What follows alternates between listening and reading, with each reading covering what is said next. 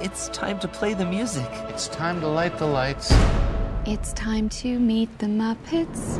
Yes! Come on, guys, let's go! Well, I used to love the Muppets growing up. I was a Muppet phobe like a motherfucker growing up, man. Used to. You have Kermit hanging right above us right now. He just keeps, no matter where I am in the room, his eyes are looking at me. It's creeping me out. Kermit the bouncer. Yeah, I'm about to throw you out. Nah, man. Whenever you're mad at something, mad at us, you talk through that Kermit puppet, and then act like it's not you. Oh, you get the mad dog with the Kermit? Oh, yeah. I know. He brings out Animal for me. You have that same problem that Mel Gibson has. Exactly. Yeah. Truly express himself without the use of a Muppet. The Kermit. You know something? Corey's a nice guy, but I'm going to tell you, you motherfuckers are fucking up. You're standing on thin ice. I'm a little surprised that actually wasn't a bad Kermit impression. That was actually Kermit talking to you for a long time. Yeah. Martin, you're... Corey does do a masterful Kermit. It's creepy. Oh, Leon, you're fired. But no, you know, I love the Muppets so much. I thought at one time I wanted to be a Muppet, like a Muppeteer, I guess is what they call it. And then one day I realized I actually want to be a Muppet. I think at one time I was thinking about sawing my legs off and putting somebody's hand up my ass. I actually think you do a better job being a Muppet. Mission accomplished. Yeah. Every time I look at you, that's all I think about. Got those big old googly eyes. Every time I'm at the bar and I'm walking out with big eyes and linguini legs, I'm looking like a Muppet. You even do the same yell that Kermit does at the beginning of the Muppet Show. And I've often walked in on him where he's had a guy's hand up his ass. Yes, Leon. I know, Leon, we are very close, aren't we? But, you know something. Not that I have a problem with two consenting adults doing that. I have a problem with the mental image of some guy with his hand up Corey's ass. That would be Kermit. Yeah. Wow, that's really creepy. Yeah. Reverse Muppetism.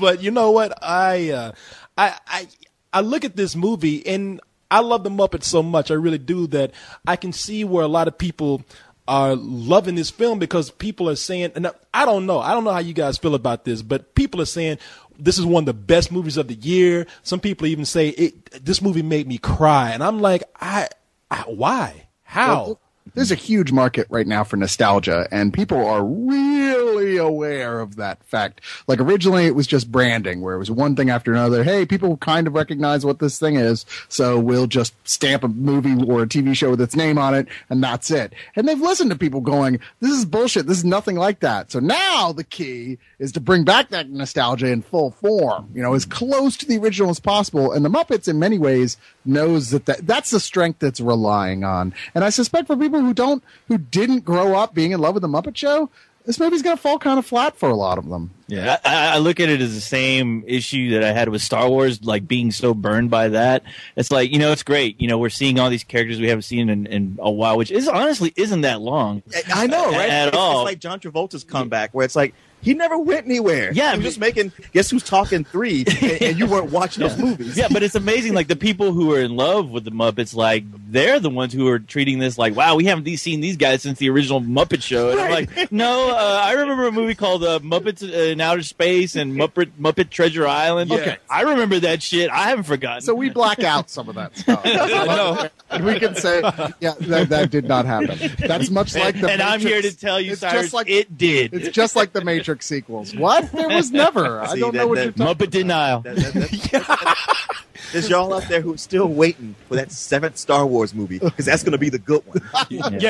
Seventh, you mean the 4th, right? It's funny when y'all talk about like Kermit coming back, y'all make it sound like Quentin Tarantino coming back, like brought his career back. It made like he played the Vincent Vega part in Pulp Fiction. It was goddamn Samuel Jackson and Kermit the Frog.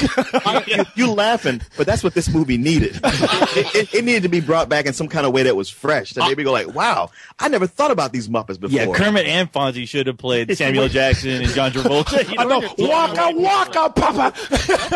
No. I don't mean like reenacting Pulp Fiction. I just mean something hardcore and something different. So you wanted to see like Muppets with guns is what you wanted to see. I did. I wanted to see Waka Waka, motherfucker. You know. That's pretty good. Nah, you know. I would have rather, as much as I don't want to see that, I would have rather seen that than this movie right here. Yeah, because honestly, really thinking about this movie, I felt like all that I saw was the Jason Segel and Walter show starring the Muppets. Right. See, but that being said, I thought it was sweet. I didn't dislike this movie at all. I just don't think it's the movie that people are trying to claim it is. And I think all that translating from, oh, that's cute, to, oh my God, best movie of the year, is entirely predicated on people growing up watching The Muppet Show. I'm one of those people, but I at least can say the reason the hairs on the back of my neck are raising up is because a new group of Muppets is singing Mana Mana. It's not because it's good, per se. It's just Celebrity cameo. Oh, thank you, God. Cameo. Man, I love you guys right now, man, because I thought I was going to be the one who was going to come in and be like that evil cynic guy who, as Carla used to say, has lost my soul. And I thought you were just going to gang up on me and, I don't know, toss me out of a window or something, because I feel the same exact way you do. And I was torn. I was like, wow, is this one of those cases where I really should just give it a rating based on what everybody else thinks because I'm just grouchy and a Grinch right now? But apparently I think we're all on the same kind of, I guess, level here on this film. I went in ready to love this movie. I mean, I wasn't like a huge Muppet fan like everybody else because I always preferred those 70s Sesame Street Muppets to the Muppet Show, but I still like the Muppet Show and some of the Muppet movies. So I was like, hey, my friends are liking this. I'm ready to sit here and enjoy this thing. And I was like, all right, still waiting to enjoy it. Okay, it's been an hour. Yeah. Come on, start entertaining me. The one thing that was carrying me in the first half of this film, which is everything up until the point where they actually the movie becomes a movie version of the Muppet Show. Was this, believe it or not, the song and dance stuff. I thought, even though the dancing was very, Jason Segel clearly can't dance, and he cannot. But he doesn't even try. He's like doing basic moves. But the songs themselves are pretty funny and they are pretty catchy. And there's a lot of meta humor that is just different enough from that type of humor we normally see that it was continually kind of catching me just enough off guard where it was making me laugh. There's lots of self-aware stuff of the musical genre, and we don't usually see meta stuff within the musical genre. No, you're right, but I suppose the problem I had with that, which happens throughout the movie, whenever it did deliver on a joke that I kind of laughed at or mostly might have chuckled, they managed to repeat the joke again. Yeah. And I'm like, damn it, y'all.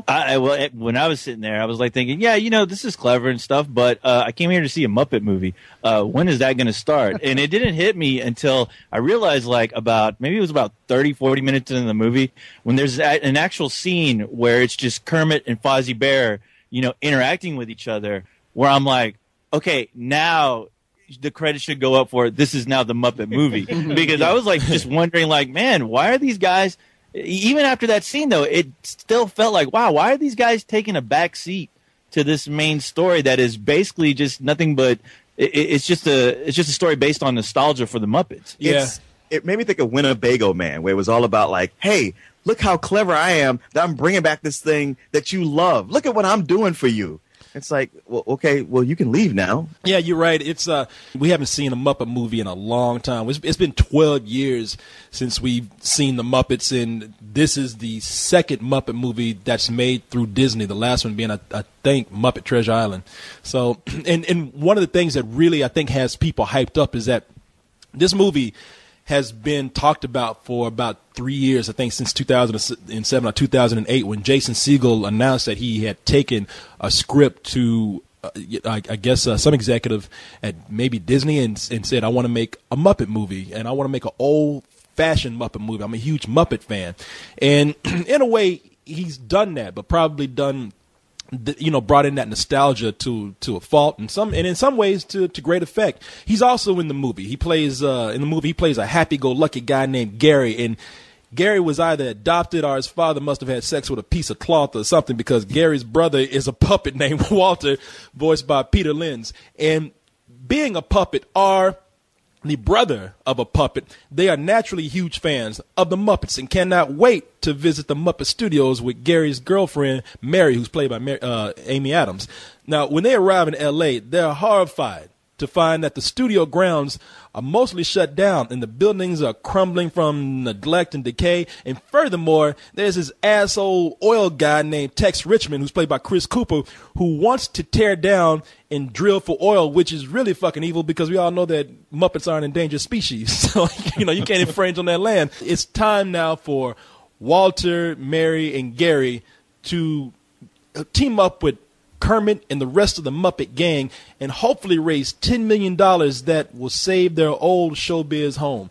And I guess in terms of that is an old-fashioned Muppet movie if you mean by rehash in a way, That's a rehash of a Dolomite movie. yeah. Breaking movie. Hey, let's save the youth center, Yeah. But my problem with this movie, and Cyrus, I agree with you. I think that, the Muppets kind of humor, it is self-reflexive in a way, but in this movie, the self-reflexivity here is almost covering up for reflexivity. I know I'm saying like some fucking pimp or something. Reflexivity, but it's too self-reflexive. It's it's too aware of itself to cover up sometimes what the script can't do. The script sometimes doesn't have that much story there, and so what do? They say things like, "Hey, oh, you know what? Let's do a montage." But to cover up a montage, we're just going to introduce it in a funny way. And it's like, nah, that's still kind of a montage, no matter how you present it. May I suggest we save time and pick up the rest of the Muppets using a montage? Oh, great idea, 80s robot. We greatly appreciate your financial support. 87.3 miles to go. 87.2. 80s robot, do you have to do that? Nothing necessarily wrong with doing a montage, though. I mean, as long as it's an entertaining one. Come on, I still go back and love watching the Rocky movies. I don't know what to tell you. Montage isn't wrong to